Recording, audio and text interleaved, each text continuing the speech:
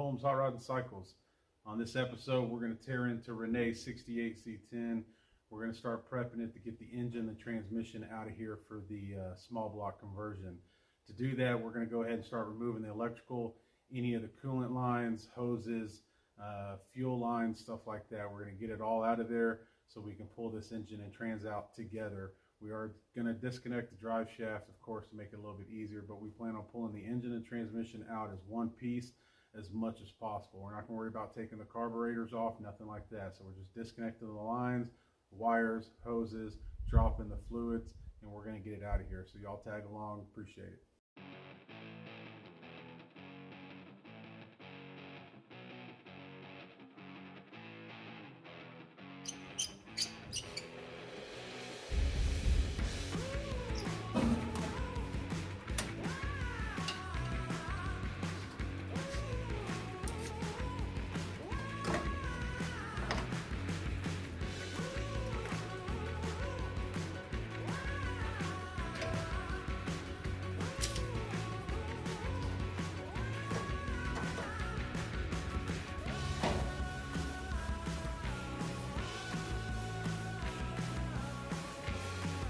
Doesn't seem like there's very much coolant. A lot of times when you disconnect the lines, it'll introduce air into it and speed up the draining process. But it doesn't really seem like there's a whole lot of coolant in here. Keep disconnecting the lines, get them out of here. This one seems somewhat like a newer line. Still has the tag on it.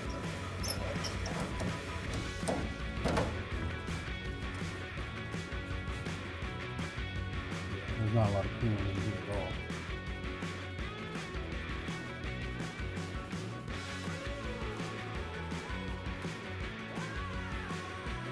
Okay. I'm going to go ahead and remove the mounts here to pull the radiator and the support out, just to give us a little bit more room to get the engine forward. Once we remove the hose, we'll be able to take it out. We're probably not going to use this radiator anymore. You can see how small it is. It's just not going to pull like we want to, especially here in South Texas. We'll go ahead and remove this.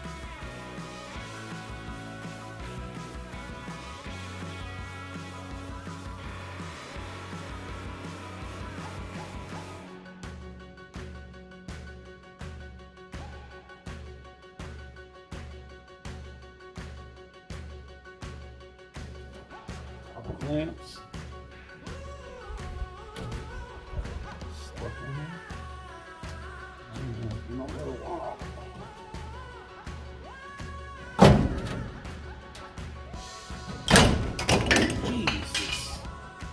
That's just rubber. That ain't supposed to be like that. This is the radiator shroud cover. You don't want to chop the digits off. Not gonna worry about that other mount putting on the floor. Anyways, still letting the coolant drain a little bit on this. We'll be able to pull this out. So we're gonna go ahead. I'm gonna start disconnecting any of the lines, wires, stuff like that.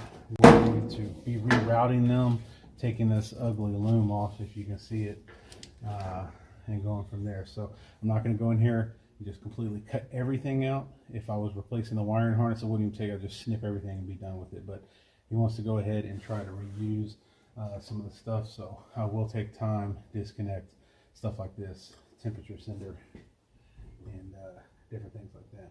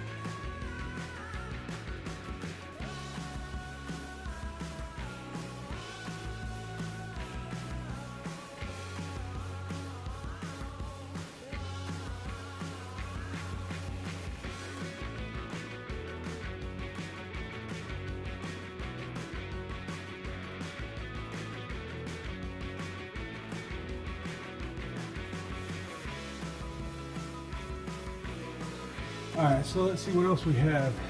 Disconnected the HEI, we're good there. Disconnected the top radiator. It looks like it might possibly be empty. Let's go ahead and disconnect the hose where it ran everywhere. Yeah. Alright, so we're good there. So now, radiator.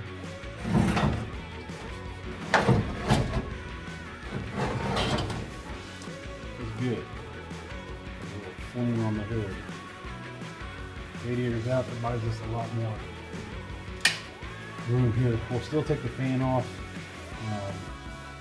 Try to keep everything else intact. The fan, that's a lot of shit that you want to hung up on here. So we'll go ahead and remove that. 4 bolts.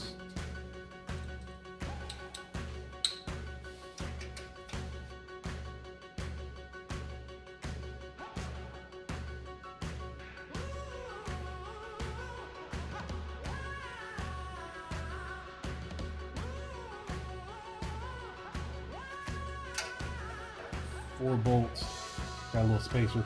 These come in different sizes to get them away from the small blocks and the straight sixes. We will not be reusing this for the small block. Keep that together and we'll be good to go.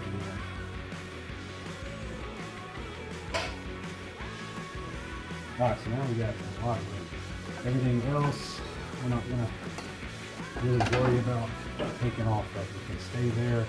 We're not reusing any of it. We'll be able to pull it out, so it should have room now.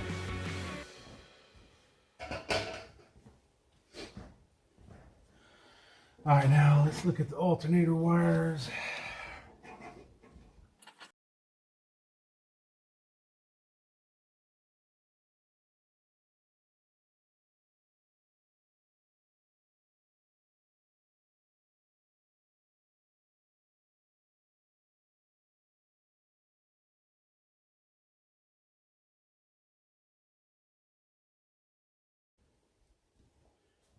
All right, so whole front of the engine is ready to go.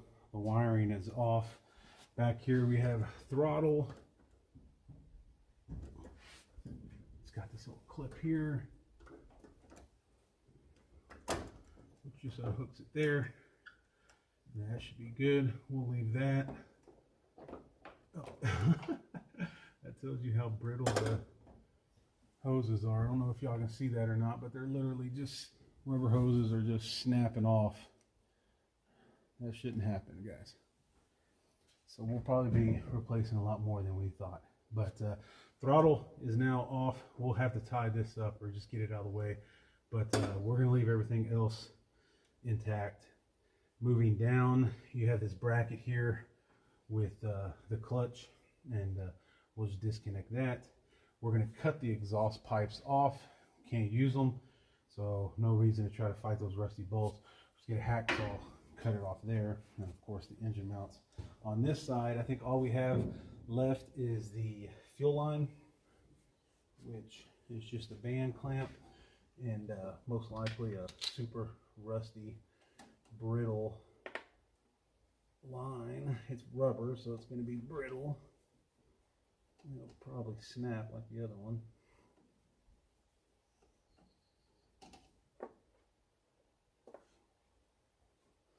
The tank is in the back of this truck, behind the seat, I mean.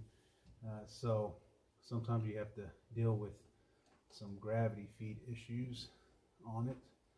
So just be prepared for that if your tank is higher than your fuel pump. So make sure you have something down there to catch the fuel until you can, and that's what's going to happen here.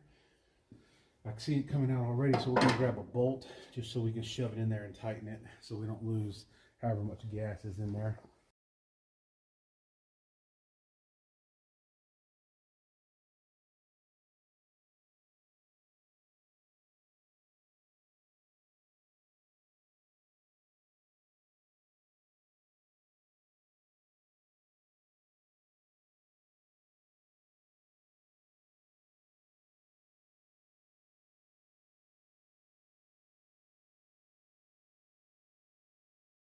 All right, so the gas line's off, all the electrical is off, hoses are off.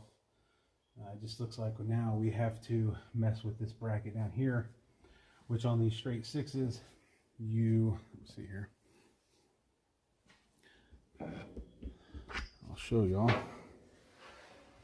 These straight sixes here, they have that little support right there for the clutch that goes to the side of the block and to the frame, and then you have that.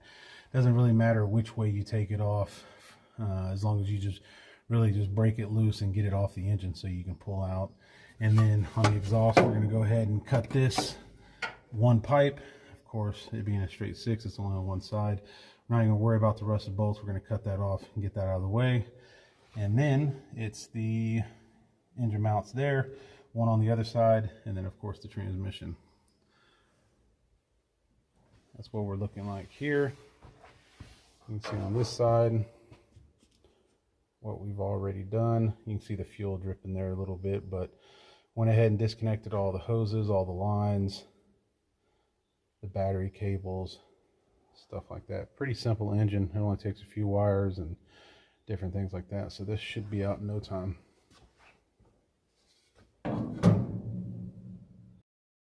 Alright, so the next thing we got to do is remove the shift linkages. This is like a 3 on the tree, so the column actually works the 2 shift linkages. You can take them off down at the transmission, but you still have to take them off up here because, again, we're not going to use those. We might be using one for the automatic, but we will not be using both or even the linkages here. We'll have to do our own custom linkages. So take this off. These are covered in grease. Gross.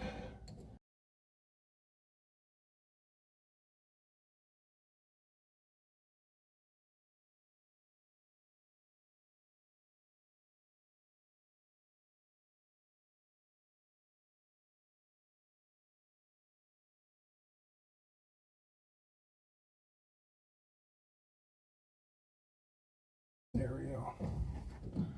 We will be using, if he wants a column shift for the automatic, we will be using one. We'll most likely have to cut the other tab off and then connect a custom made bracket from one of them, and that will basically work. This would be like, if you can see, hopefully you can see, that'd be like park, reverse, neutral, drive, or third, second, whatever transmission he decides to get. So you use one, you don't use the other. These brackets are off now here. We can disconnect them from the transmission, or they can just stay there as long as they don't get hung up on the brake lines when you pull it out. All right, so next are the engine mounts here. You can do it a couple different ways. You can take it completely off with these here. There's 2 here and then one on the bottom. Or you can leave the actual mounts on the frame and then just disconnect it from here and then pull it off. The V8, sometimes they use different mounts. Sometimes they're in different locations. Some straight sixes are offset, so the mount be here, the other one will be here, or vice versa. And a lot of the V8 mounts, they're the same. So depending on whatever engine you're messing with your truck, these could stay there, or some of them could need to be removed and just scooted over, or a different, actually a whole different version of it needed. But this is always a pain because I got fat hands.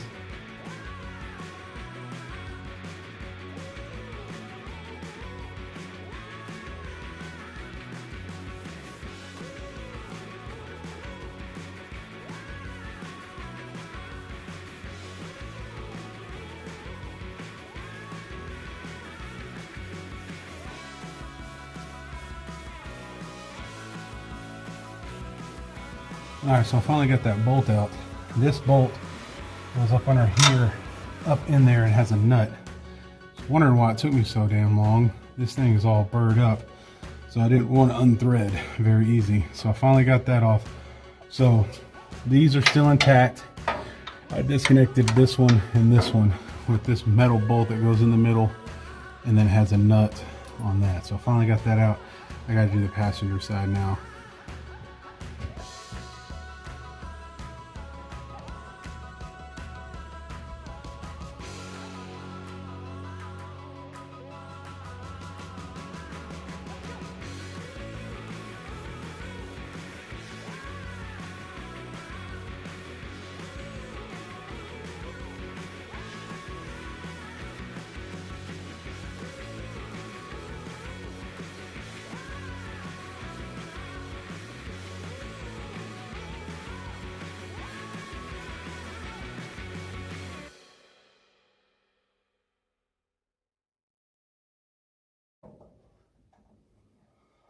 There you go.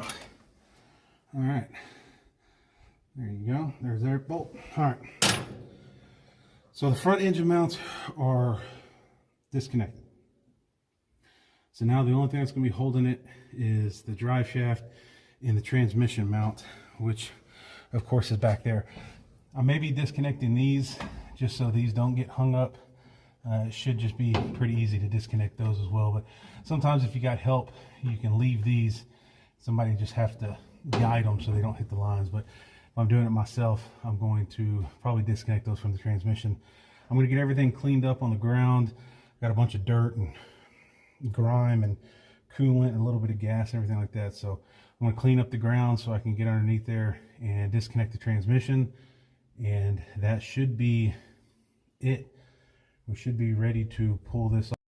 All right, guys, that pretty much wraps everything up with taking off the engine and transmission components to pull that thing out. I didn't film it, but as you can see, the drive shaft is removed. Super easy. It's got 4 little nuts on the U-joints. Take those off of the axle side, slide the tube out of the transmission, and it's out. The 2 linkages right there are for the clutch that went down, or not, sorry, the clutch, the 3 on the tree, the gear mechanisms. They changed those. I disconnected them from the steering column, as you see, and then I just went down and disconnected them from the transmission, literally held on with 2 cotter pins. Those 2 bolts are the 2 transmission mount bolts. This transmission has 2 separate mounts, 1 on each side. Some of them have 1 mount in the middle. Everything else is off of the engine in no time. We had coolant hoses removed. We had fuel lines removed. We had electrical removed. Engine mount bolts removed. Everything that's going to keep it from pulling out real easy on that, we disconnected. We left everything on the engine, the HEI, the carburetor, the fuel pump, the water pump, the alternator. As you can see, we're not reusing any of that. We're going to pull it all together. It makes it a lot easier to do that rather than pulling everything off first. There's no reason for it. We will most likely remove the valve cover just so we can get to 4 head bolts easier and hook up the cherry picker there, pull it out, and start on the engine bay. But that wasn't too bad. Took a couple of hours, took a little bit longer than it should have on those engine mount bolts. One of them was boogered up pretty good. The rest of it is just, you can go as fast or as slow as you want on it, but fairly simple. That's the last look of it with the engine and transmission out. Next time you'll see, we'll be pulling this out. We got to take the hood off. It makes it a lot easier there. And this truck will no longer have an engine and transmission in it next time you see it.